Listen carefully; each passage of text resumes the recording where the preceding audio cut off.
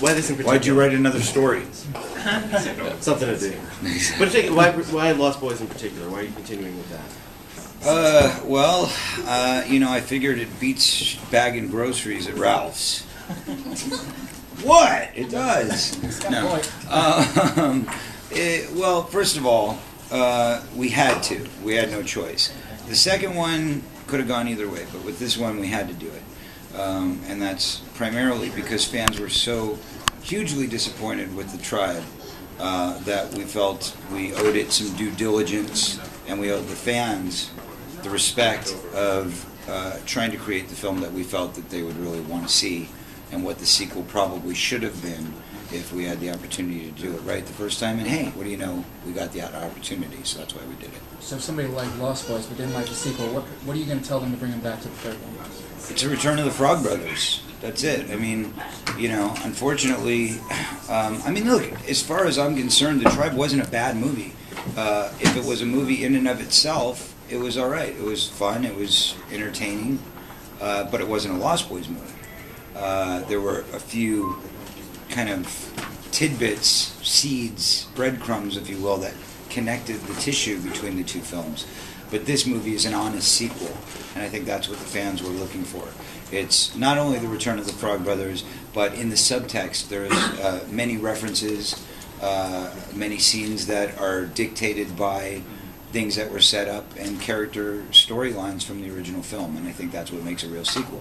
So I'd say in the truest sense of the word, this is an honest sequel to the original film. How is it and this is the first Lost Boys that will be solely focused on the Frog Brothers as opposed to them being supporting characters. How has that kind of changed production or just the general tone of the movie or anything like that? Well, first being the key word. Yeah. Because from what I'm getting from the fans, and I try to keep a pretty consistent communication going with them, this is what they want to see. They want to see the Frog Brothers. They want to see the Frog Brothers battling in action. Yep. Against each other, side by side, doesn't really matter. The point is, I think everybody's just a little bit annoyed and perturbed in the vampire world these days with the soft, mushy, I wanted to ask glittery, that too. I actually want to know your hunky-dory. Your take on the whole vampire pop culture craze, Well, no, look, I like Twinkle. Whatever they call it. But the thing is, look, at the end of the day, sorry, we're playing footsies. At the end of the day, look, this vampire sensation is good for us. It's, the way I look at it, keeps us in business for two reasons. Number one, because it keeps the vampire craze out there. It's popular. It's pop culture. It's in society. It's interwoven right now. So it helps the franchise being vampires as a whole, number one. Number two, it creates this drive and this necessity for a real vampire movie. Yeah. Because let's face it, all these people are out there and they're kind of watching these movies and, putting on their neon and flashing around and having a great time.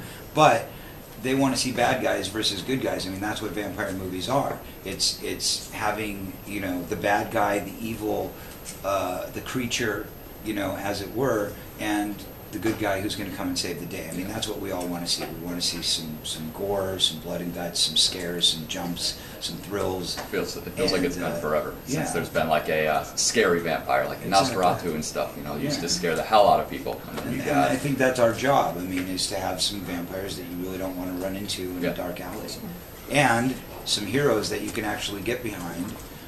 Who are going to take care of business, and I'd say that's what the Frog Brothers do. We're here to reclaim our steak. And is the action a lot more? Is there a lot more vampire killing? A lot more action, than the Twinkles or the Tribe? Both. Okay, yes. That's it. It's almost like, we up the ante so much in this, it's kind of like, if Rambo was a vampire movie, that's kind of what it is. There's this great array of weaponry that the Frog Brothers ascertain in this film, and we use them quite efficiently, I would say. As opposed to the first time around 25 years ago when we met the Frog Brothers, they were these adolescent kids who had big pipe dreams of being these, audacious, heroes and vampire hunters. In fact, they were scared kids who got their knowledge out of comic books, Yep. and they were kind of playing the role. You Yeah. know, they were believing in their own minds that they were these heroes. And now we find them 25 years later, and they've been through hell. They've lost things that are dear to them. They've had real life, losses, real life emotional losses in their lives. So we actually get to see these kind of war-torn heroes and what they've been through and how they've evolved to the point of where they are today. Where, yeah, I mean, let's face it, Edgar Frog is pretty badass at this point because he's been through the gamut. You know, he's been confronted with life and death many times over, and he's not playing for child games anymore. He's playing for keeps.